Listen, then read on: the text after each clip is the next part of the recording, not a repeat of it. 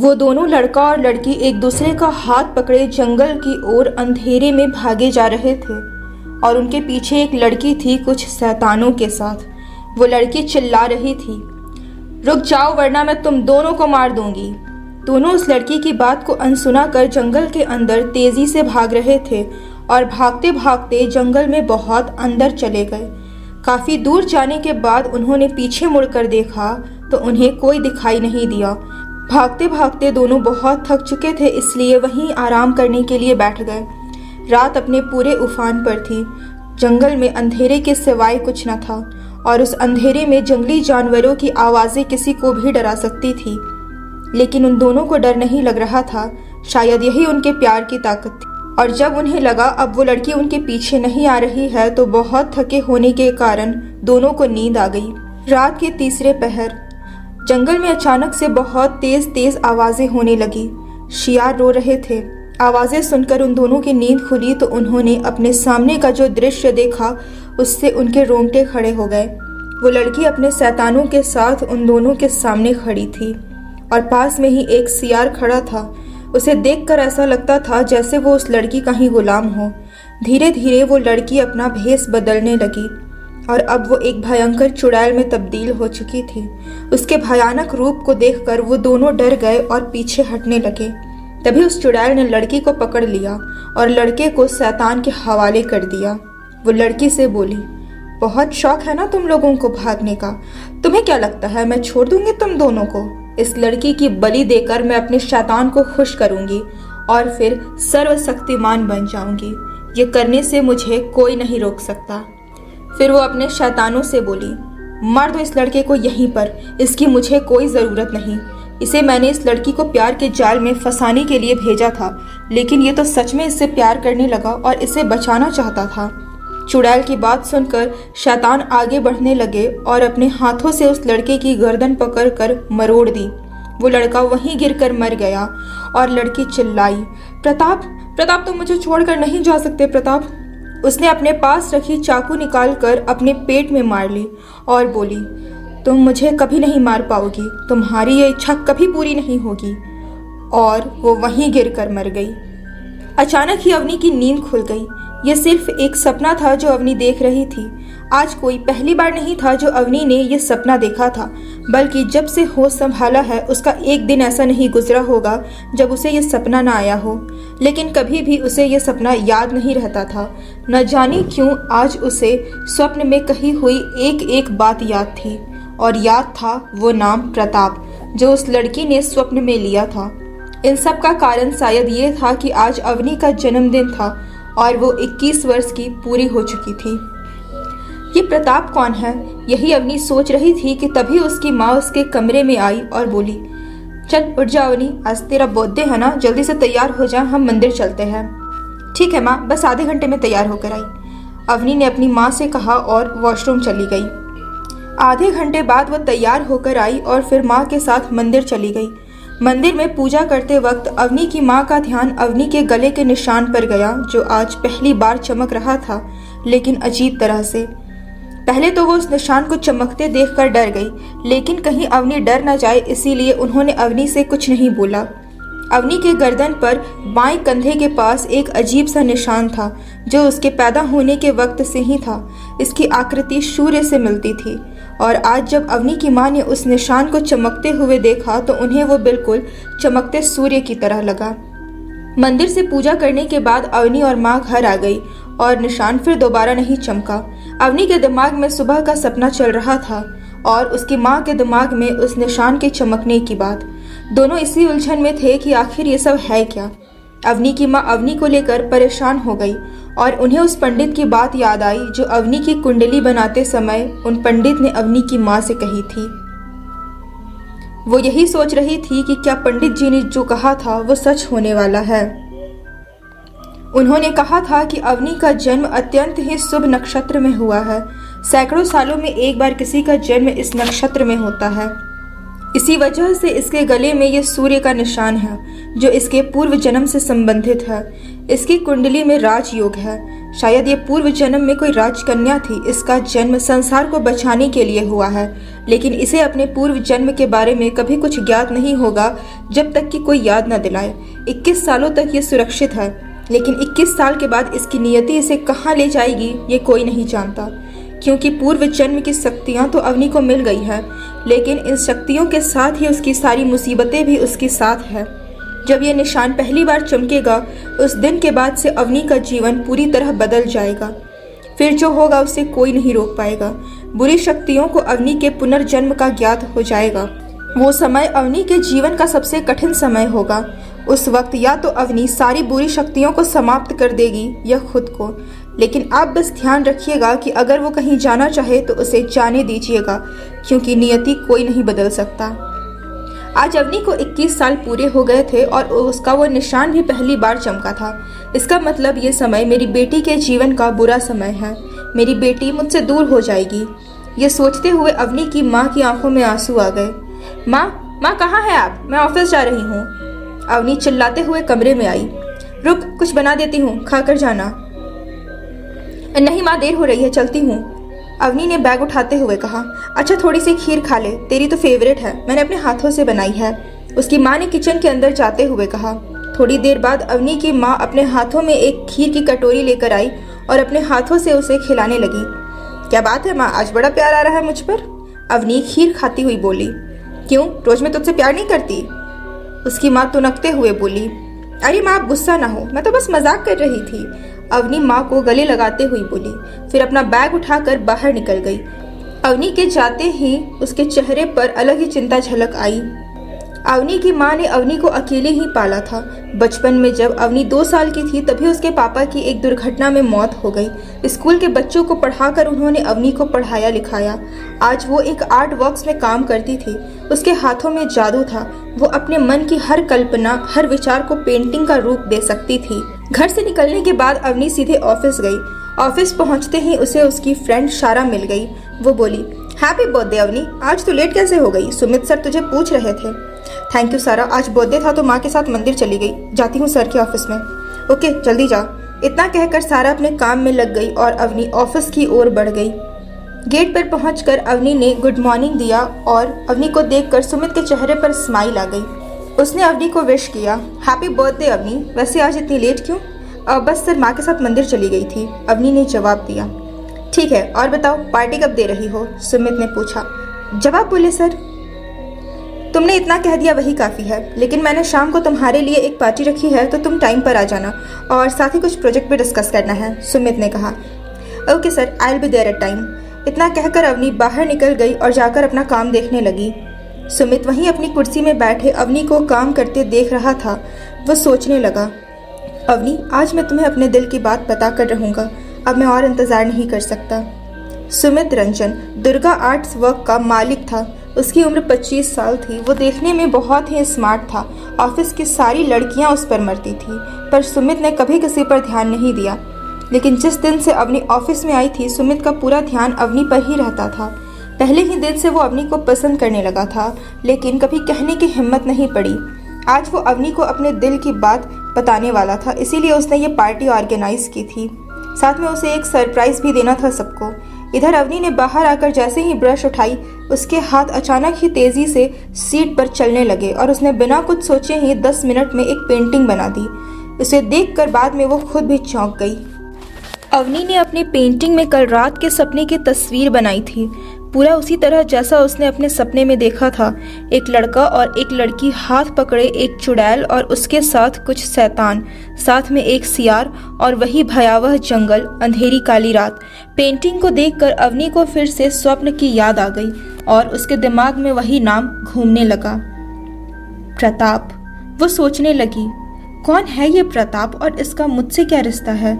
मैं बचपन से आज तक सपने में इसे देखती चली आ रही हूँ। मुझे अब जानना है इसके बारे में। अवनी अभी ख्यालों में खोई ही थी कि तभी सारा वहां आ गई। अवनी की पेंटिंग देखकर वो डर गई। अवनी, तूने ये क्या पेंटिंग बनाई है? इतनी भयंकर पेंटिंग कौन बनाता है यार? मैं तो इसे देखकर ही डर गई, और अगर ऐसा सच में हुआ तो मेरी तो जान ही निकल जाएगी। सारा अवनी से बोली, पता नहीं यार, मैंने नहीं बनाई, ये अपने आप ही बन गई, अवनी परेशानी से बोली। पहले उसके दिमाग में आया कि सारा को अपने सपने की बात बता दे, लेकिन फिर उसने सोचा कि रहने देते हैं, मैं खुद ही उसके बारे में पता करूंगी। पेंटिंग देखने के बाद सारा अपने केबिन में जाकर अपना काम करने लगी। अब अवनी ने जल्दी से उस पेंटिंग को एक कपड़े से ढका और दूसरी पेंटिंग बनाने लगी, लेकिन उसके हाथ अब पेंटिंग बना ही नहीं पा रहे थे। शायद आज उसका मन शांत नहीं था, इसलिए जब अवनी पेंटिंग नहीं बना पाई तो वो परेशान होकर सारा को बोलकर घर चली गई। घर आकर वो प्रताप के बारे में सोचने लगी। उसने आज तक सपने में प्रताप का चेहरा साफ नहीं देखा था, ना ही उस लड़की का जो उस सपने में दिखती थी। सोचते सोचते अवनी को नींद आ गई और वो सो गई। अवनी शाम तक सोती ही रही। जब माँ शाम को घर आई और उन्होंने अवनी को जगाया, शाम हो चुकी थी, हल्का हल्का अंधेरा भी होने लगा था। और तभी उसे अचानक याद आया तो आज तो उसे सुमित सर ने पार्टी में बुलाया था जो उसके घर पर उन्होंने रखी थी।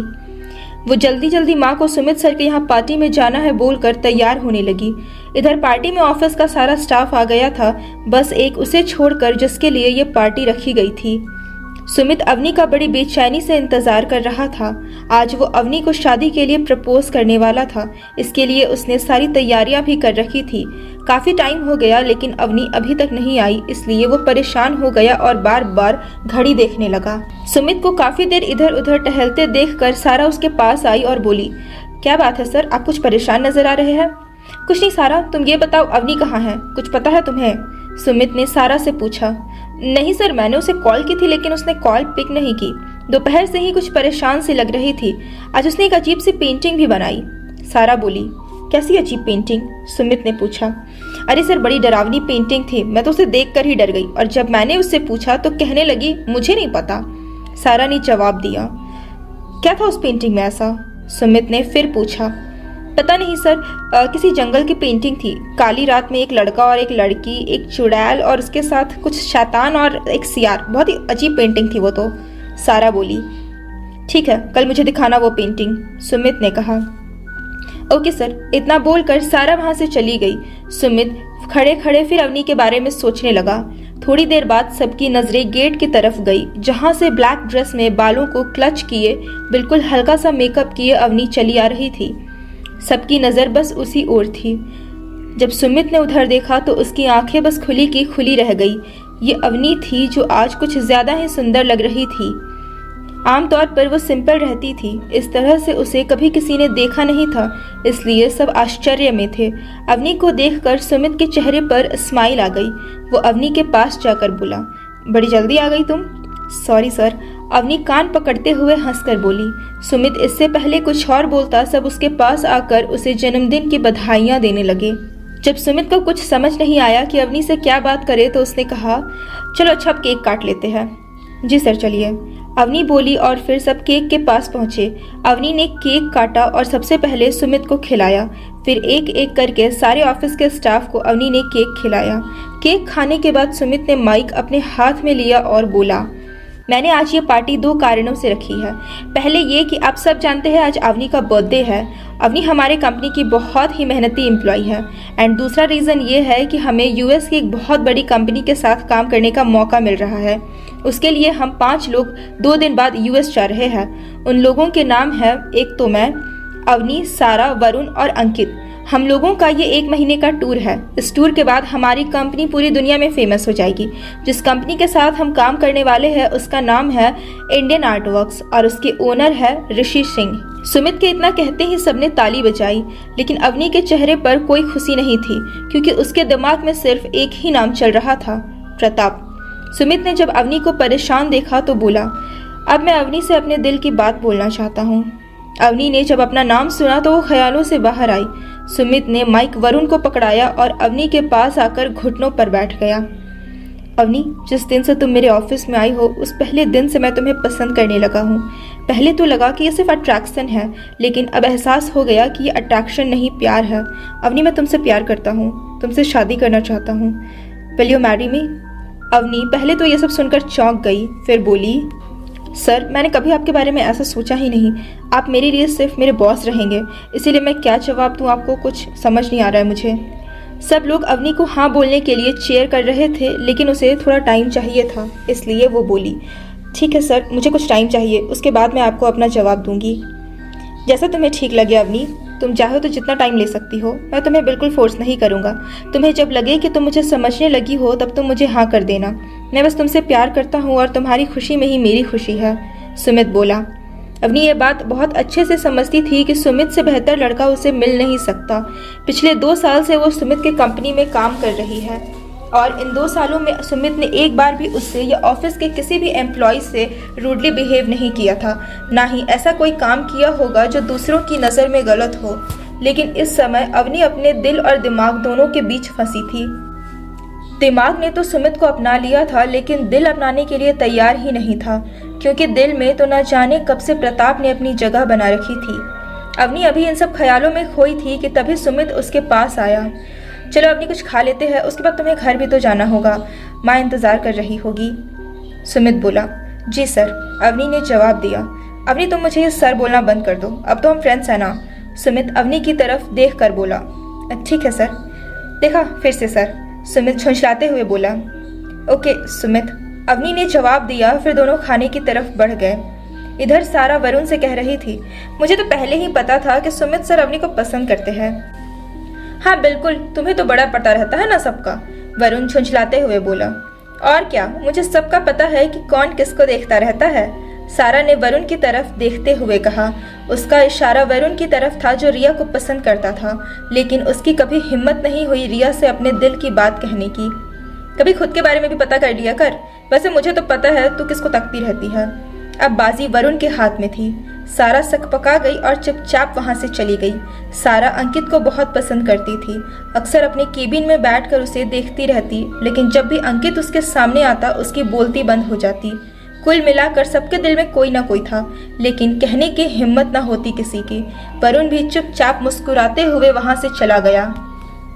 इधर सुमित और अवनी ने साथ में खाना खाया। खाना खाने के बाद जब अवनी घर जाने लगी तो सुमित ने कहा, चलो मैं तुम्हें छोड़ दूंगा घर। नहीं मैं चली जाऊंगी, आप परेशान ना हो, अवनी ने कहा। टाइम देख रही हो, 11 बज गए हैं और अब तुम्हें कोई ऑटो भी नहीं मिलने वाला है। मैं तुम्हें अकेले नहीं जाने दे सकता। चलो आओ गाड़ी में बैठो, सुमित ने गाड़ी का दरवाज़ा खोलते हुए कहा। अवनी को भी यही सही लगा तो वो चुपचाप गाड़ी में आकर बैठ गई। गाड़ी अपने रास्ते चलने लगी। थोड़ी देर तक तो दोनों शांत रहे। फिर सुमित बोला, अवनी तुम मेरी बात को गलत मत समझना, तुम्हारा जो भी फैसला होगा मुझे मंजूर होगा। तुम अपना काम वैसे ही करना जैसे करती आई हो। जी सर, बोलकर अवनी फिर शांत हो गई। गाड़ी में अब बिल्कुल शांति थी। तभी सुमित ने रेडियो ऑन कर दिया और गाना बजने लगा। थोड़ी देर बाद अवनी का घर आ गया। अवनी को घर छोड़कर सुमित वापस अपने रास्ते चला गया और पूरे रास्ते वो सिर्फ अवनी के बारे में ही सोच रहा था। अवनी भी काफ़ी थक गई थी तो वो भी जाकर सो गई और अपने सपनों की दुनिया में खो गई। अगली सुबह अवनी फिर जागी उसी सपने के साथ। आज उसे ऑफिस नहीं जाना था तो माँ से कॉफ़ी मंगाई और बैठकर पीने लगी। कॉफ़ी पीते पीते उसे यूएस जाने के बारे में बताने लगी। पहले तो उसकी माँ डर गई। उन्होंने सोचा कि वो अवनी को उनसे दूर जाने के लिए मना कर दे, लेकिन फिर उन्हें पंडित जी की कही बात याद आ गई और उन्होंने उसे जाने की परमिशन दे दी। इधर अगले दिन सुमित ऑफिस पहुंचकर अपना काम करने लगा। तभी उसे कल की अवनी की पेंटिंग की बात याद आई।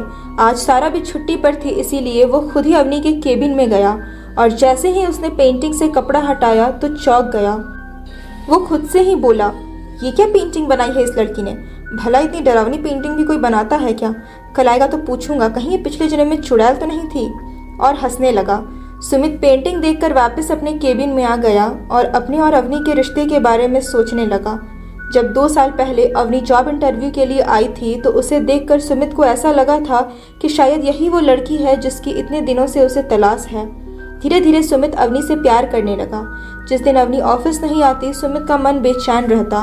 जब तक वो अवनी को देख नहीं लेता था उसका किसी भी काम में मन नहीं लगता था।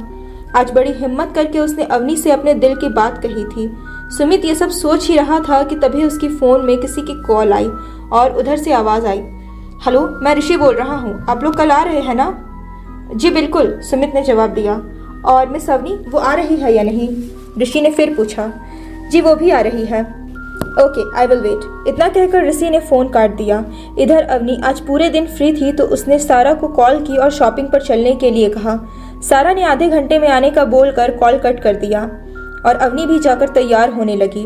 आधे घंटे बाद सारा अपनी स्कूटी के साथ अवनी के घर के बाहर खड़ी जोर जोर से आवाज़ लगा रही थी, सारा की आवाज़ सुनकर अवनी की माँ पूछने लगी, क्या हुआ बेटा, क्यों चिल्ला रही हो, अंदर आ जाओ। देखिए ना आंटी, ये मैडम आधे घंटे में तैयार होने का बोलकर अभी 1 घंटे से भी तैयार नहीं हुई है। सारा ने स्कूटी से उतरते हुए पूछा। आ रही होगी बेटा, तब तक तुम अंदर आ जाओ। Okay aunty. सारा अंदर आकर सोफे पर बैठ गई और अवनी की माँ से बात करने लगी। बातों बातों में उसने अवनी की माँ को उस पेंटिंग के बारे में बता दिया, जिसे सुनकर उसकी माँ भी चौंक गई और उनके चेहरे पर फिर से चिंता की लकीरें घेर आई। थोड़ी देर बाद अवनी आई तो सारा उसके साथ चली गई, लेकिन अवनी की माँ एक बार फिर परेशान हो गई थी अपनी बेटी को लेकर। उन्हें पता चल गया था कि उनकी बेटी का अतीत बहुत जल्द उनके सामने आने वाला था, लेकिन वो कुछ कर भी नहीं सकती थी सिवाय इंतजार के। ना ही वो अवनी को कुछ बता सकती थी इन सब के बारे में, क्योंकि पंडित जी ने कहा था कि जब तक अवनी को कोई कुछ याद नहीं दिलाएगा उसे अपना अतीत याद नहीं आएगा और वो तभी तक सुरक्षित है। इसी सोच में वो परेशान थी। इधर अवनी और सारा शॉपिंग मॉल गई और उन्होंने कल जाने के लिए बहुत सारी शॉपिंग कर ली। शॉपिंग करने के बाद जैसे ही वो दोनों वहां से निकलने लगे कि एक लड़का तेजी से दौड़ता हुआ उनके पास आया और अवनी से भिड़ गया। अवनी के हाथ से सारा सामान नीचे गिर गया। अवनी जल्दी जल्दी अपना सामान समेटने लगी और तब तक वो लड़का भी वहां से भाग गया। अवनी अपना सामान समेट रही थी और दूर खड़ी 2 आंखें उसे घूर रही थी। तभी उस इंसान ने अपना फ़ोन निकाला और एक नंबर डायल किया। वो लड़की मिल गई है और मैंने तुम्हारा काम कर दिया है। इधर अवनी और सारा सामान समेट कर जल्दी से घर आ गई। थकावट के कारण आज अवनी को नींद भी जल्दी आ गई और वो फिर से अपने उन्हीं सपनों की दुनियाओं में खो गई। अगले दिन सुबह जगने के बाद अवनी अपनी पैकिंग करने लगी। माँ आज थोड़ी परेशान थी, लेकिन वो अवनी के सामने अपनी परेशानी नहीं दिखाना चाहती थी। माँ जानती थी कि ये टाइम अवनी के आने वाली लाइफ का सबसे बड़ा टर्निंग पॉइंट है। आगे क्या होने वाला है ये कोई नहीं जानता। अवनी की शाम 5 बजे फ्लाइट थी। उसे तैयार होकर पहले ऑफिस जाना था और वहीं से सब साथ में ही एयरपोर्ट निकलने वाले थे। अवनी अब ऑफिस के लिए तैयार होने लगी। उधर सुमित ने आज एक अजीब सा सपना देखा था, इसलिए वो बहुत परेशान था। उसने सपने में अवनी को किसी और की होते देखा था। उसने ये सपना सुबह 3 से 4 के बीच देखा था, इसीलिए उसे डर लग रहा था, क्योंकि उसने भी सुन रखा था कि सुबह के सपने सच होते हैं। उसके मन में एक अजीब सा डर बैठ गया। न जाने उसे क्यों ऐसा लगने लगा था कि ये ट्रिप उसे अवनी से दूर कर देगी। वो अवनी को लेकर नहीं जाना चाहता था, लेकिन अब वो मजबूर था, क्योंकि ऋषि ने ये प्रोजेक्ट सिर्फ अवनी की पेंटिंग देखकर ही एक्सेप्ट किया था। वो अनमने मन से पैकिंग करने लगा। उसे कुछ भी अच्छा नहीं लग रहा था। उधर एक दूसरी जगह पर एक औरत और वही लड़का जो अवनी से भिड़ा था आपस में बातें कर रहे थे। कौन है ये लड़का और क्या है अवनी का अतीत, जानेंगे हम अगले एपिसोड में। तब तक के लिए बने रहिए। कहानी पसंद आई तो इसे लाइक करें और अपने दोस्तों के साथ शेयर करना ना भूलें। साथ ही चैनल को जरूर सब्सक्राइब करें अगले अपडेट के लिए। Thank you so much.